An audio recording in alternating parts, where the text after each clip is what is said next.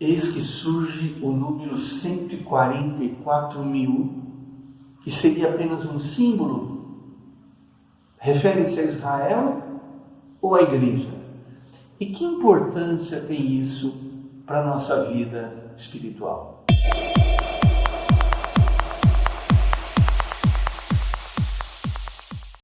Eu sou o pastor Sérgio Marcos, esse é mais um vídeo da Vida em Cristo e o tema de hoje é o mistério dos 144.000.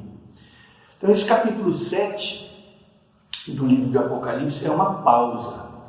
João tem outra visão. Apocalipse 7:1 diz: depois disso vi 4 anjos de pé nos 4 cantos da terra, retendo os 4 ventos para impedir que qualquer vento soprasse na terra, no mar ou em qualquer árvore. Eles parecem estar evitando o início de uma catástrofe natural. Então João vê um 5º anjo. Lá em Apocalipse 7, versículo 2 e 3, então vi outro anjo subindo do Oriente, tendo o selo do Deus vivo. Ele bradou em alta voz aos 4 anjos, a quem havia sido dado o poder para danificar a terra e o mar, e a gente lê o seguinte: não danifiquem nem a terra, nem o mar, nem as águas, até que selemos as testas dos servos do nosso Deus. Então esse anjo vem do Oriente, onde nasce o sol, onde surge a luz, né? E o que isso significa? Significa que mesmo durante o período da grande tribulação, Deus é soberano sobre toda a sua criação.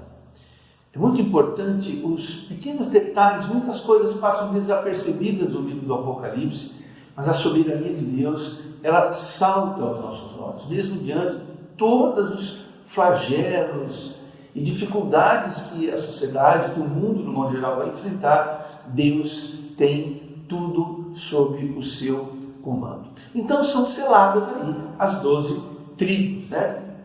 É aqui que esse número misterioso de 144.000 é mencionado pela primeira vez. Apocalipse 7, versículo 4. Então ouvi o número dos que foram selados, 144.000 de todas as tribos de Israel. Em seguida você vê que segue a lista das tribos, porém a tribo de Dan e de Efraim são omitidas, e no lugar delas surge José e Levi. Por quê? Porque Dan e Efraim cometeram pecado de idolatria. Isso custou caro para eles. 1 Reis, capítulo 12, versículo 26, 28 e 30 diz: Jeroboão fez 2 bezerros de ouro e disse: aqui estão os seus deuses, ó Israel. Mandou pôr um bezerro em Betel e outro em Dan. E isso veio a ser um pecado, pois o povo ia até Dan para adorar aquele bezerro.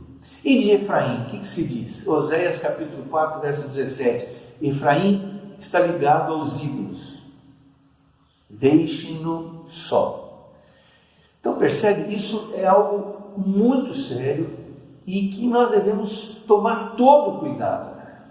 Não podemos ser negligentes com a questão da idolatria.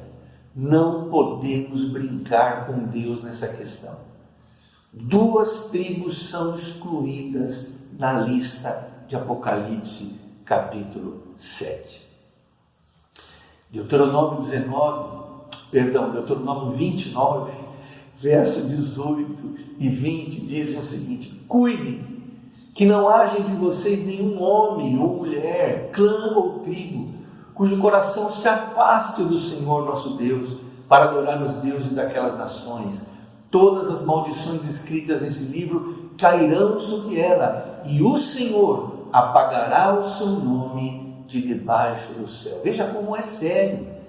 Esta foi a razão pela qual Dan e Efraim foram excluídas da lista dos selados do Apocalipse. José foi inserido por causa da sua integridade, e Levi por ser a tribo de sacerdotes que não teve herança. Nós sabemos disso. Mas ainda há muita polêmica em torno dos 144.000, tá? Um texto interessante em Ezequiel menciona um anjo com um estojo de escrever que recebe a seguinte ordem, está lá em Ezequiel 9, versículo 4: percorra a cidade de Jerusalém e ponha um sinal na testa daqueles que suspiram e gemem por causa de todas as práticas repugnantes que são feitas nela. Olha só que paralelo interessante. Então, o motivo pela qual esses de Ezequiel foram selados, isso por volta de 594 a.C., era o mesmo motivo pela qual os de Apocalipse são selados, né? Proteger de um flagelo, porque eles estavam realmente levando Deus a sério. Suas vidas foram preservadas durante a grande tribulação, assim como lá em Ezequiel a vida daqueles selados também foram preservadas. Olha que interessante. Mais à frente, Apocalipse 14, verso 1 a 5, os 144.000 são considerados pessoas especiais e não há menção das tribos israelitas. Então veja que tem uma boa relação, uma forte relação com o texto de Ezequiel. Apocalipse 14, verso 4 e 5. Estes são os que não se contaminaram com mulheres, pois se conservaram castos e seguem o Cordeiro por onde quer que ele vá. Foram comprados dentre os homens e ofertados como primícias a Deus e ao Cordeiro. Mentira nenhuma foi encontrada em suas bocas, são imaculados. Veja só, esse texto deixa claro que se trata de um grupo seleto, um grupo que Deus escolhe por sua livre e espontânea vontade e soberania.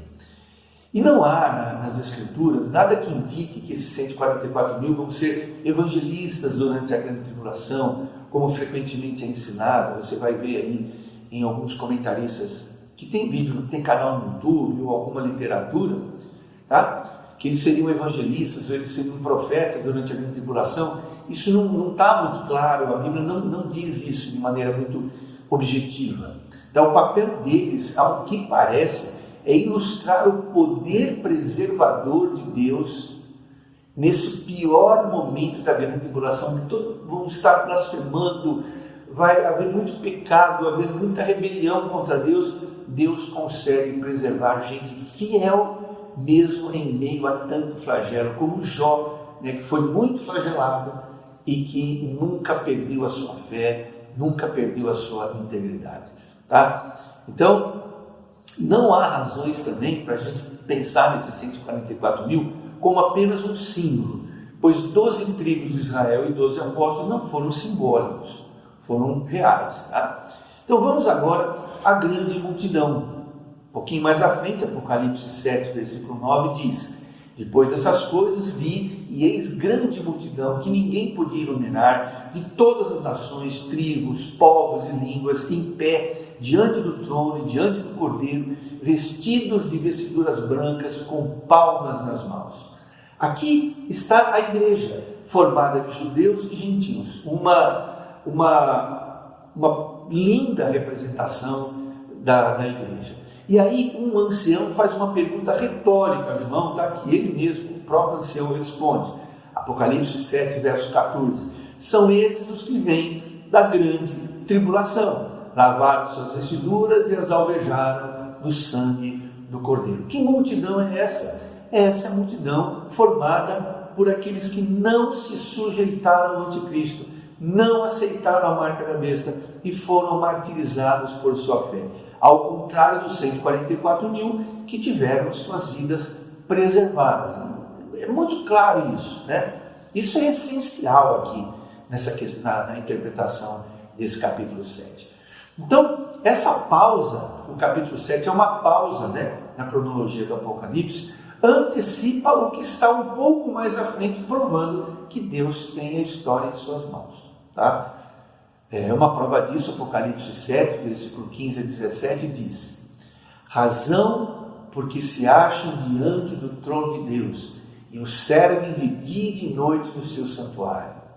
E aquele que se assenta no trono estenderá sobre eles o seu tabernáculo, falando dessa multidão, jamais terão fome, nunca mais terão sede, não cairá sobre eles o sol, nem ardor algum, pois o cordeiro que se encontra no meio do trono os apacentará e os guiará às fontes da água da vida, e Deus lhes enxugará dos olhos toda a lágrima. Então, o que há de essencial aqui? Esse Apocalipse 7 menciona dois grupos: os protegidos e capazes de sobreviver à grande tribulação, que são 144 mil, e a grande multidão de mártires que aparece no céu. Eu gostaria de pontuar algumas coisas que, no meu ponto de vista, são essência da essência desse capítulo 7. Primeiro, a questão do antissemitismo. Gente, como é triste ver, mesmo dentro da igreja, pessoas que não conseguem admitir a prioridade dos judeus nos planos eternos de Deus. Eu queria chamar a sua atenção para dois textos de Romanos. Primeiro, Romanos capítulo 1, verso 16. Olha só: não me envergonho do Evangelho, porque é o poder de Deus para a salvação de todo aquele que crê, primeiro do judeu, depois do grego. Em Romanos 2, versículo 9 e 10, haverá tribulação e angústia para todo ser humano que pratica o mal, primeiro para o judeu, depois para o grego, mas glória, honra e paz para todo que pratica o bem, primeiro para o judeu, depois para o grego. Então Israel, que ele nunca deixou de ser povo de Deus e nunca deixará. Tá? O surgimento da igreja não anulou, não cancelou as alianças de Deus com Israel. Então é impossível nós entendermos a mensagem de Deus no Antigo Testamento, no Novo Testamento, sem priorizar Israel. Tá? Na escatologia isso fica ainda muito mais evidente. Outra coisa que é essencial aqui, o valor da vida consagrada. Os 144 mil que são protegidos, que são selados, que são pessoas assim que a Bíblia descreve como pessoas imaculadas, que não se achou mentira na sua boca. Tá? Isso é uma forma de Deus dizer que Ele valoriza, que Ele considera a importância de uma vida consagrada, uma vida devota, uma vida íntegra, uma vida de busca constante da santidade. Deus, na verdade, não fala sobre a questão da perfeição, mas da santificação. Tá? Nós temos exemplos como José e Daniel, que a Bíblia não menciona nenhum erro, nenhuma falha que eles tenham cometido. Isso é interessante, são exemplos no Antigo Testamento que remetem aos 144 mil.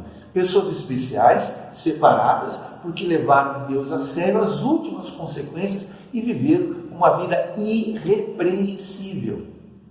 Então, o valor de uma vida consagrada é muito enaltecido na palavra de Deus. Malaquias capítulo 3, versos 16 e 18 diz assim: depois, aqueles que temiam ao Senhor conversavam uns com os outros, o Senhor os ouviu com atenção. Foi escrito um livro como memorial na sua presença, acerca dos que temiam ao Senhor e honravam o seu nome. No dia em que eu agir, diz o Senhor dos Exércitos, olha lá, fazendo menção ao final dos tempos, eles serão o meu tesouro pessoal, eu terei compaixão deles como um pai tem compaixão do filho que lhe obedece. Então vocês novamente verão a diferença entre o justo e o ímpio, entre aqueles que servem a Deus e os que não servem a Deus. Esse trecho cabe muito bem na selagem dos 144 mil. Tá? É um texto escatológico no Antigo Testamento que faz menção à vida consagrada. Deus me chama, Deus se chama para vivermos uma vida de dedicação, de consagração, de separação dos valores pecaminosos desse mundo. Jesus orou dizendo: não peço que os tires do mundo, mas que os livres do mal. Esse sempre foi e será propósito de Deus. E uma outra coisa que eu considero essencial aqui, o vislumbre da eternidade. Infelizmente, nós cristãos dessa época estamos perdendo o encanto pelo céu. Estamos perdendo aquele olhar para a eternidade. Isso é muito sério. Nós não vemos isso mais presente nos nossos cultos, nos nossos cânticos, nas nossas orações. Esse anseio pelo céu parece que é uma coisa que se diluiu, que se dissolveu.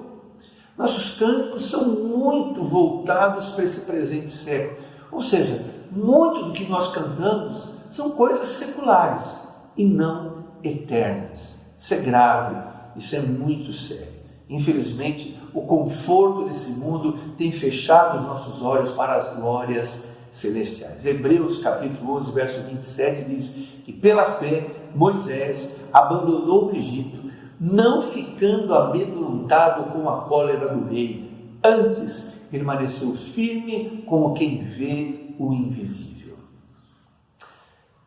O que nos sustenta, gente, o que nos mantém firmes diante dos problemas, da dificuldade, são as esperanças relativas à eternidade. 2 Coríntios capítulo 4, verso 17 e 18 diz: porque a nossa leve e momentânea tribulação produz em nós um eterno peso de glória acima de toda comparação, não atentando nós para as coisas que se veem, mas para as que não se veem, porque as que se veem são temporais, as que não se veem são eternas. Pense nisso. O quanto a eternidade tem falado ao seu coração. Que valor você tem dado a uma vida consagrada. Estamos vivendo um tempo onde nunca foi tão necessário e tão importante vivermos o céu nesse tempo em que ainda estamos na terra. Havia um cântico antigo que a gente cantava dizendo assim: depois que Cristo me salvou, em céu o mundo se tornou. Então, esse respirar da eternidade precisa, de novo, encantar o nosso coração. Eu quero orar por você, querido Pai, nesse momento. Abençoa essa pessoa que está assistindo, esse irmão, essa irmã. Se houver algum líder, um professor de escola dominical, um pastor, que o Senhor o abençoe, que o Senhor conceda vida, poder, unção e anseio para que se cumpra a sua palavra. Pai, nós queremos olhar por cima do muro, dos confortos que esse século nos proporciona e esperar com perseverança o retorno de nosso Senhor Jesus Cristo. Que o estudo do livro do Apocalipse venha encher o nosso coração daquilo que é essencial. E o que é essencial é seguirmos o Cordeiro por onde quer que ele vá, porque um dia com ele viveremos por toda a eternidade. Deus, eu te peço que mais e mais o Senhor nos fortaleça na nossa fé e nos dê graça para suportarmos as coisas que estão por vir e por fim herdarmos a vida eterna. Em nome de Jesus é que eu te peço. Amém. Deus te abençoe, querido. Até o próximo vídeo, se Deus assim nos permitir.